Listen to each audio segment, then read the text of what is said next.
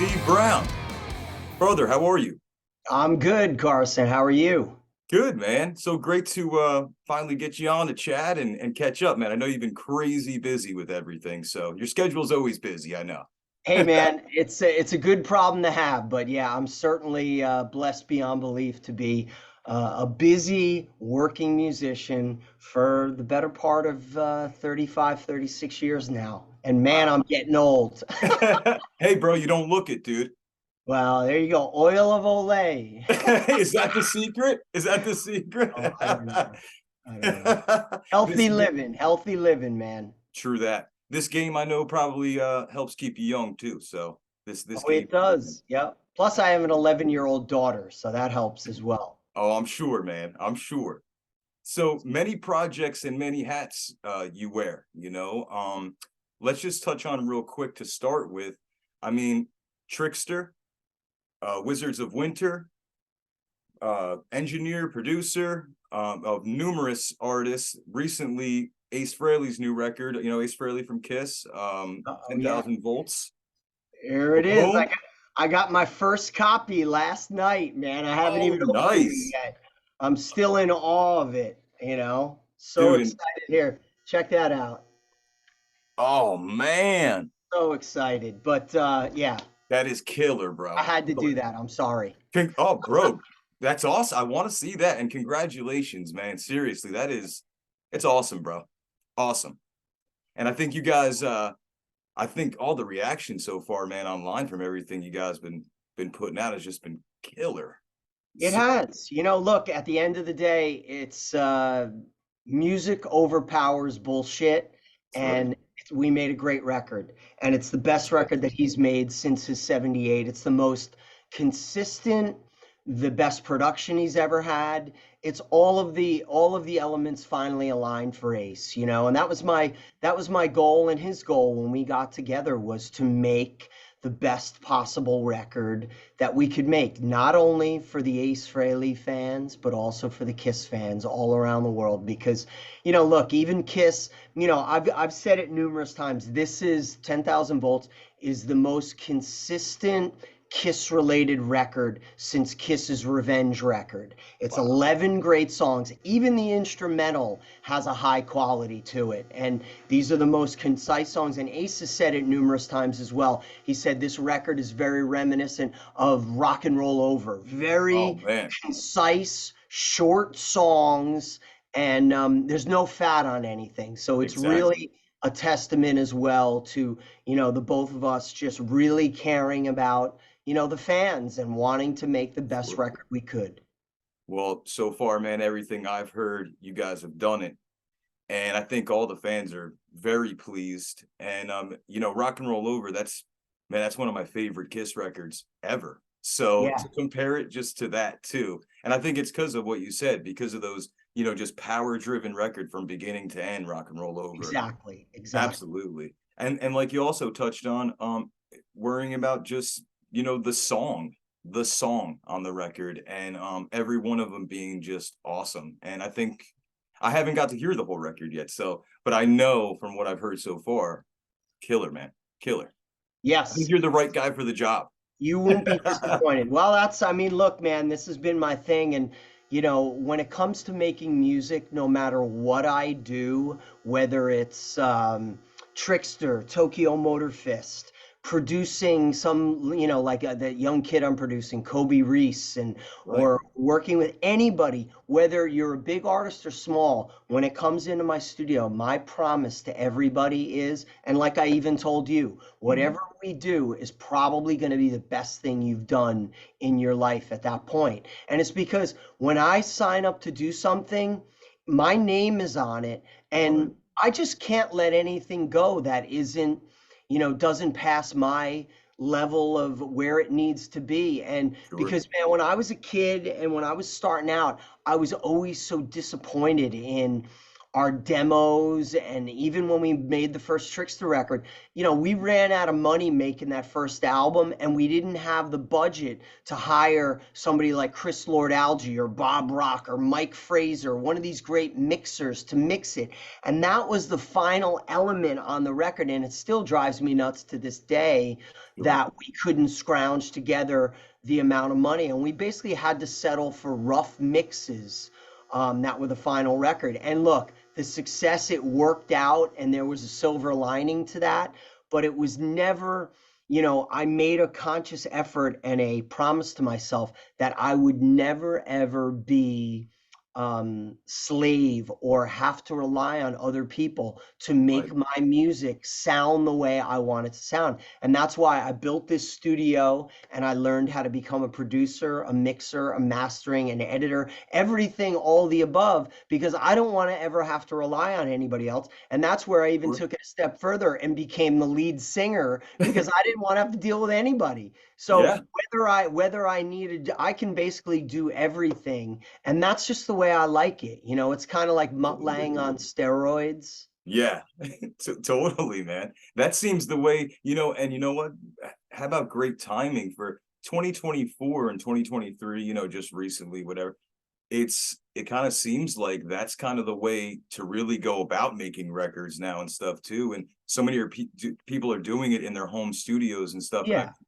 you've got an amazing setup over there, as I'm sure people can see what's going on behind you and stuff. But I mean, listen to the Ace record to see the quality and all and everything. You put your heart and soul, I know, in every project that you do. So Yeah, I I think mean, it's and great. that's it.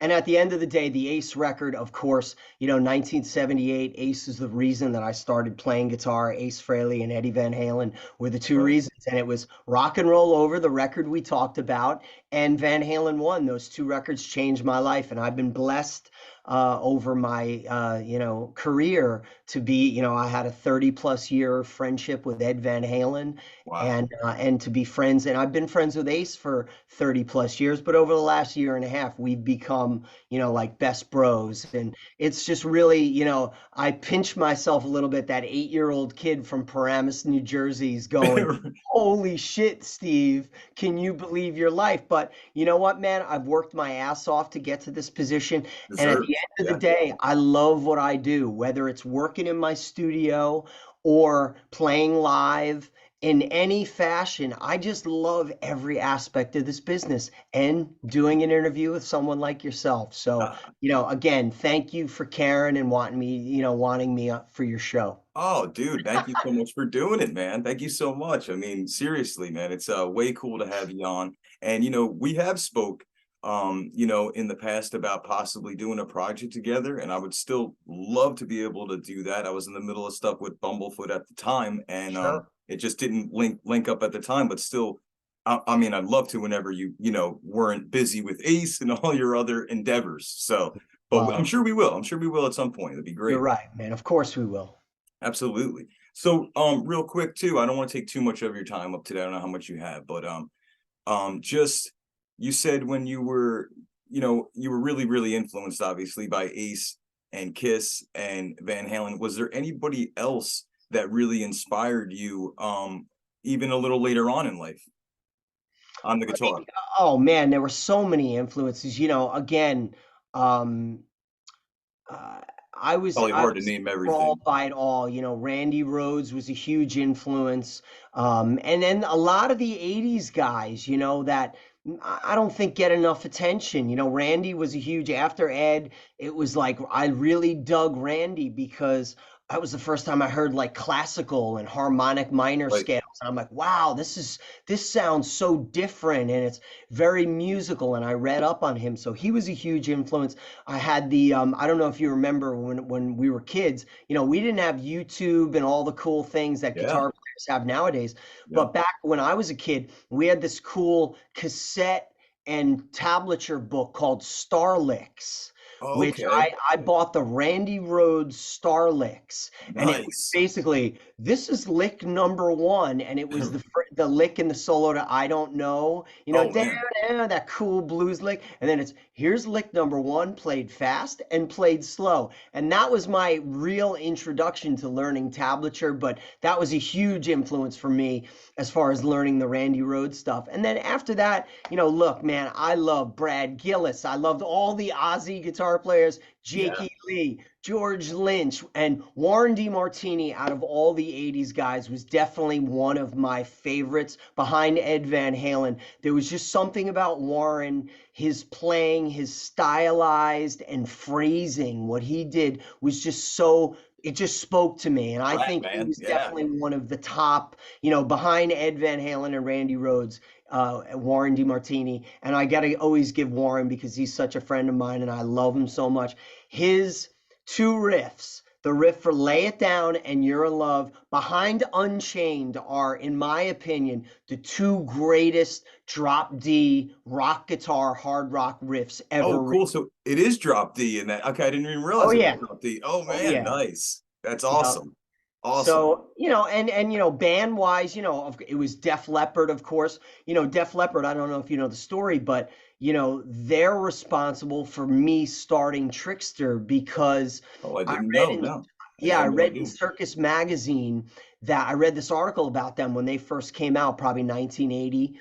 And I remember reading that Rick Allen was 16 years old when he joined Def Leppard. And all of a Right. sudden, a light bulb went off in my head and I was like, that's it. That's the gimmick. It was always the Kiss influence as far as what is the marketing, what is the gimmick, so The thank you. Kiss School. I call it the Kiss School, you know? Totally. Yeah, And it's totally. and it's no joke because we Yep. all know, dude, you know this. What is the gimmick that's going to sell this band to make you different than the 200 other bands that are playing hard rock? So I was like, Trixter, we're going to be the youngest hard rock band to ever get signed. We're going to be, that's going to be our thing. And that, Right. lo and behold, probably 7 years later was our calling card. And it was Wow. very much inspired by Def Leppard.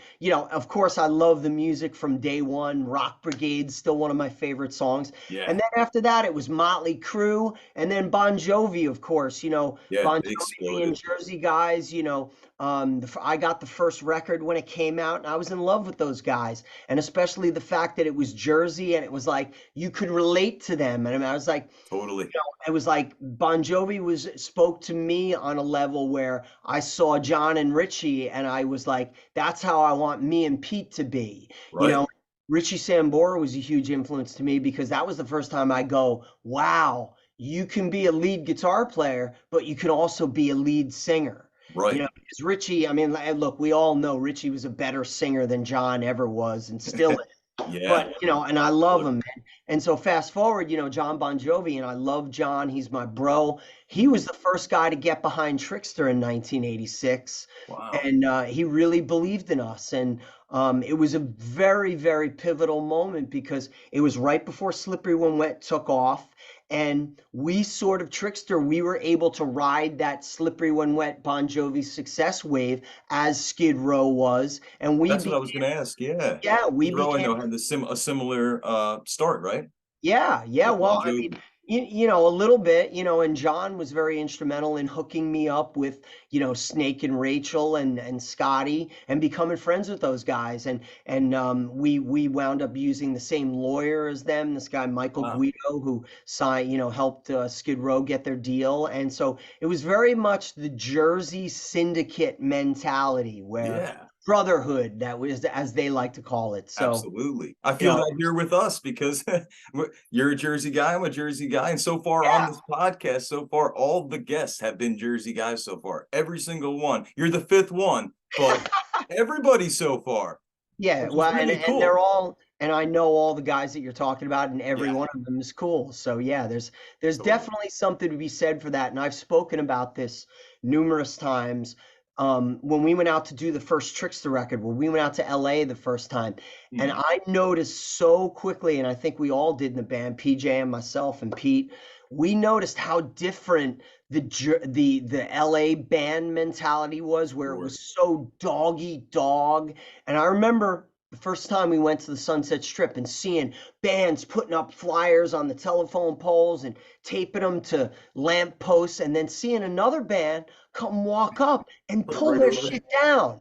I was Oh, like, pull it man, down. Yeah. yeah, Wow. I mean, dude, we would never do that. It Yeah. was always, and look, let's be honest here. There was a massive competition between all of us bands here in Jersey, Sure. but we were all still rooting for each other. Right. I think, because I Yeah. know I was never somebody who was like, oh, fuck those guys. Me It was neither. never, I've and there were never a been lot of that way. bands that I didn't like personally, but I always wanted everybody to succeed because Absolutely.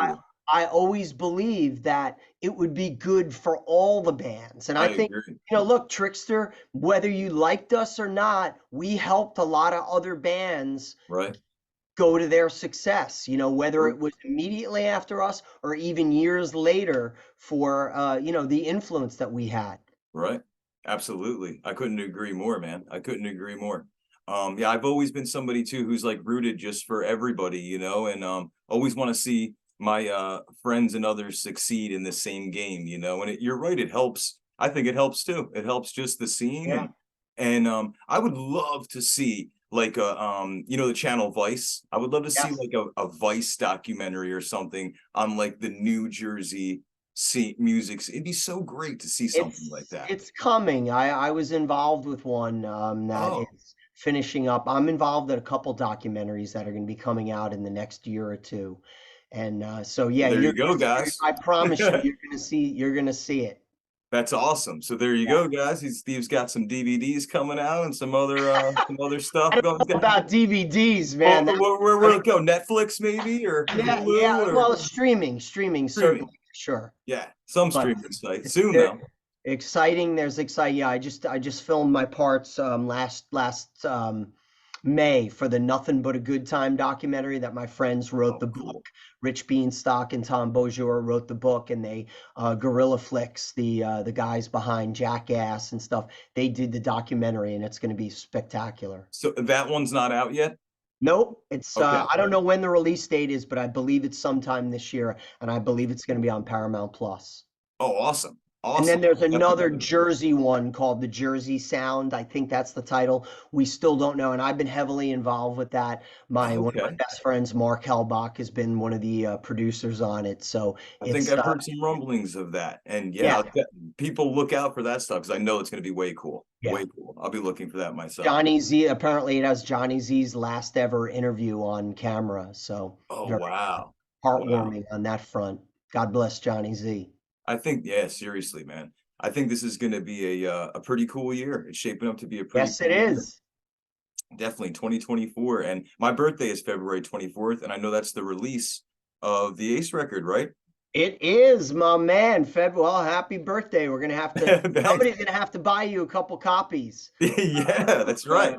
So, So, so excited, man. We just did a thing. I was with Ace and Terry Carr from WDHA last night up at yeah, Ace's house. We were doing the Talk Shop Live thing, and just the response. I mean, look, man, the response to this record, this is the most success pre-orders and pre-success that he's had in 30 plus years. It's oh just man, that's been great, man. overwhelming, and it's only the beginning. He's filming a new video for the third single, Cherry Medicine, today out in Staten Island, and it's just, again, it's a dream come true. I've said it numerous times. My life, and I say it all the time, PJ and I doing the Trickster acoustic thing. We have lived this fantasy life for 40 plus, 40 years, 35 years, and it's just it never ends. Every year Yeah, something else comes, and look, I chalk it up to just being a good person, and most of all, being a hard worker and wanting making the best music that we can.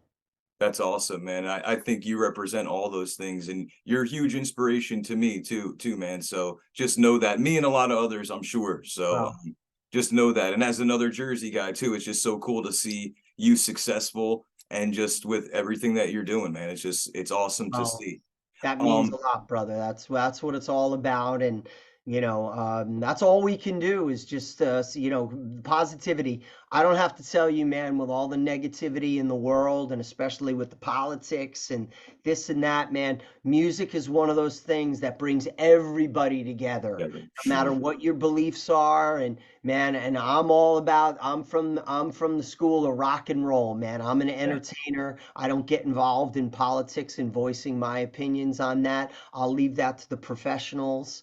And I like to, like we say, rock and roll all night. Though I'm 5 years sober, I do like to party every day. I party by drinking lots of water, eating a lot of fruit, and eating a lot of meat. There So you go. good, but There you go. That's it, man. Still partying just in your own way. That's all. exactly. That's it.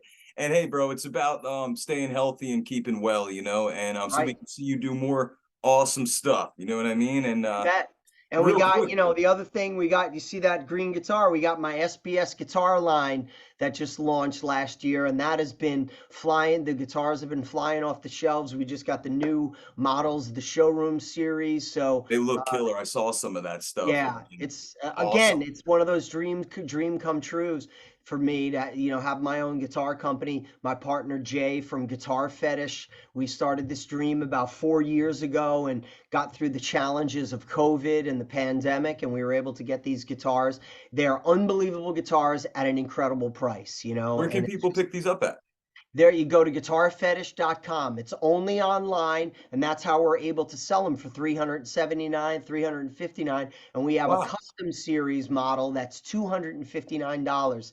And I'm telling you, I still don't even have one because they're selling so quick. I got to get one, but they're Wow. fantastic. So they're all affordable guitars. You can't touch a guitar with this quality range at this price. So it's definitely, again, that was my goal. I wanted to make a super affordable guitar Lady. at a great price range. And Sure. that's what we did. That's awesome, man. What if you don't mind me asking just a little bit of some of the specs on the Yeah. guitars. What are they mostly made out of? Is it like mahogany bodies or is No, it they're alder bodies with Canadian hard rock maple roasted maple necks. oh nice.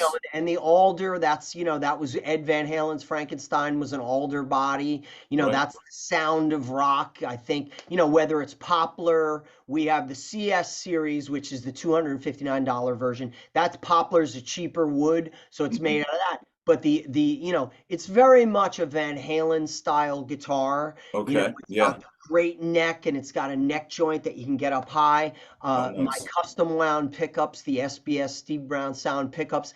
We have Alnico 2 pickups that are hot wired, like just beyond comprehension how great they are. And the Are they all features, Floyd Rose as well, or are they all yep, whammy? Every yep. single one is whammy Yeah, as well. we are going to be next year, I believe, we're going to have stop tailpiece versions because there's a lot of people who just don't like Floyd's and locking tremolos to begin with. So, Sure. but that's always been my thing. So we're going Totally. with what we have. We have the vintage series, which is the relict one that you see behind there, kind of the guitars that were kind of lost in a warehouse for 40 years. That's Yeah. kind of been the marketing about these. Very much 80s inspired, but they're just phenomenal guitars, and I couldn't be prouder of them. That's awesome, man. That's Yeah. awesome. It seems like it's a really good quality, but yet affordable guitar Yep, for people. And it you, is. go ahead. I'm sorry, I didn't mean to cut you And off. Go I've ahead. been using the stock guitars live for the last 6 months. I had them out on tour with the Wizards of Winter. My co-guitar player in Wizards, Fred Gorhau, used two or three of them, and they held up through the, different climates, cold, warm, unbelievable tuning stability. So they're the real deal. Don't let the price scare you. Yeah, I think that's actually a great price, man. Yeah, Especially for the quality and everything that you're saying. It's a phenomenal price, really. it is. And just real quick, if you don't mind me asking too, a little bit of inside stuff just on the Ace record. Yeah. I believe that you co-wrote 90% of this record, if not more, with Ace, correct? Or 100%, 100%. 100%? Every song, all 11 songs are co-written by Ace and myself. Oh, actually, no, you're right. 95%. The one 95. song, Back Into My Arms, which is a leftover song from back in 1987, that Right. was written by Ace and Arthur Stead.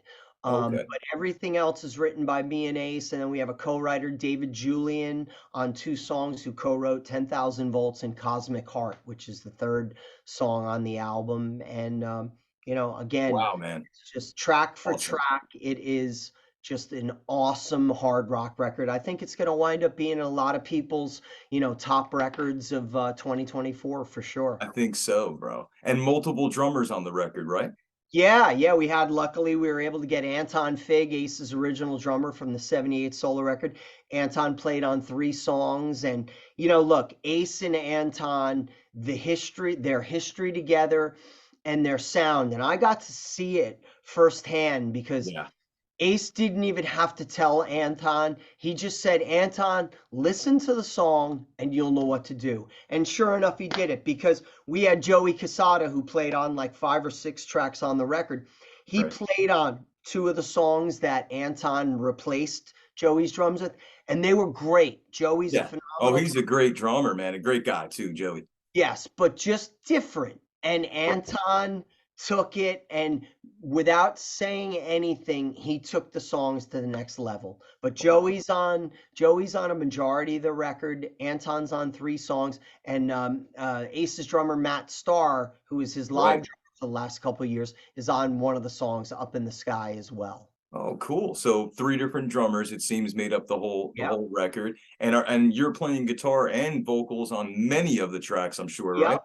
Yeah. And bass, guitar, vocals, bass, keyboards, percussion, background vocals.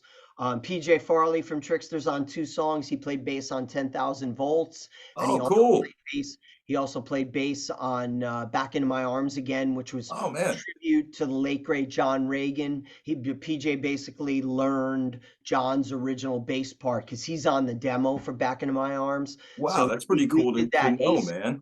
Yeah, Ace was very, very, very adamant that we do a tribute and that PJ kind of play it exactly as much as he could, just the way John played it. Wow, that's pretty cool, man, because I've checked out some of the recent things that you guys have done, you and Ace, different interviews and things, and I haven't heard that come up, I don't think, yet at all in anything, and Yeah, that's pretty cool. That's pretty cool. it's What's very most of the is most of the record a majority of it in the same tuning, or as far as guitar and everything goes, is it all the same tuning, or a is it lot of it, multiple tuning? Ace and his band, they're full step down and like the way Kiss tunes nowadays, Right. which is A D D standard basically, or Yeah, D standard. I call it Motley tuning, because yeah, Motley is the band who started doing that, tuning down. Slaughter does it as well. A lot of right. bands do it, you Sure. know. Um, Sure. and a lot of bands do it, especially live for vocal reasons. Right, But right. yeah, but we wrote certain songs in different keys.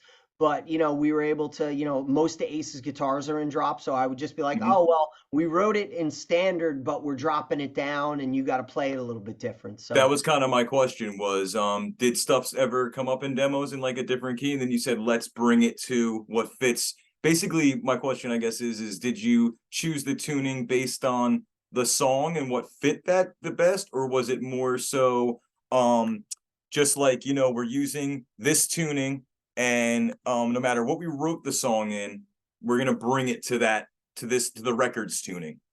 I mean, it was more, again, most of the ideas I already started. I knew that Ace was in Okay, tuning. So the only one, 10,000 Volts, was a little bit different. That one was actually written in standard tuning gotcha. because David Julian, who wrote some of the most of the music with me, he was tuned to standard. And then we were just like, it sounds so good. And Ace is playing it now, playing it a full step down when he Right. plays it live. But again, man, we just go with whatever. Look, if it works vocally, which is the most important thing, we'll just Sure. leave it wherever it is. Absolutely. And I think Ace's vocals, man, are way strong on this record, and your They are. harmonies too are killer, killer. And I Yeah. really think that they are like the icing on the cake for a lot of this stuff, man. Of course. Amazing. I mean, that was really, that was one of the most important elements to really put the melody back in and harmony. Again, Ace's records, and no disrespect to the people that have worked with Ace over the last 25 years, but there was a lot of half-assing in my opinion, where there was one or two great songs and then a lot of half-baked ideas, and the Right. production was never fully realized. And I was, of course, my Def Leppard Mutt Lang influence comes through in everything that I do. I love big vocals. I love harmonies. And I think most rock fans do. So I was like, Absolutely. man, we got to put harmonies on this. We got to do this. And once, Walking on the Moon was the first song that Ace and I worked on, and I loaded it up, and Ace lit up like a Christmas tree. He was Yeah. like, I love this. I want harmonies on everything. And I was like, Oh well, yeah. we can't put harmonies on everything, but we certainly put it in the right places. And a big shout out to Bruno Ravel from Danger Danger and the Defiance, who mixed the record and mastered the Oh, record. nice. He made this record sound like $1 million, and Hell that was yeah, man. really the final element. And I had a little bit of a battle with Ace because he had another mixer that he'd been working with for the last 15 years who mixed his records. And I was like, Ace, I think we can do better. And Yeah. lo and behold, we had Ace's mixer mix two songs, and I had Bruno mix two songs. And within the first 30 seconds of the first song, Ace looked at me and he goes, your mixer sounds better. And Yeah. so cheers to Bruno Ravel for making this happen. And, again, we put together a great team, and, we've already started working on Ace's new Origins cover record, which is going to have a Right. lot of duets on it. That's going to come out next year. And hopefully I think we're going to start recording some of the shows from this year and next year and put together a really cool double live album, Yeah, like man. a fan present, like something like Absolutely. Kiss Alive 2. We want to do that. So Oh, there's that's a cool. lot of stuff on the horizon, and it's going to be an exciting couple years for Ace. For sure, man. For sure. Well, So, thank you so much, Steve, man. I don't want yep, to cut you off. Go ahead. I got to get jumping here, man. I I got my figured mom and that. I dad here. I figured got to that. take them out to lunch. But I thank you so much for having me, and everybody out there. 10,000 volts coming out in 2 weeks. Can't wait. Thank you, Steve. Thank you so much, man, for All right, coming on. I brother. really Thank you. appreciate it. See Take you. care, Thanks, brother. everybody. Bye.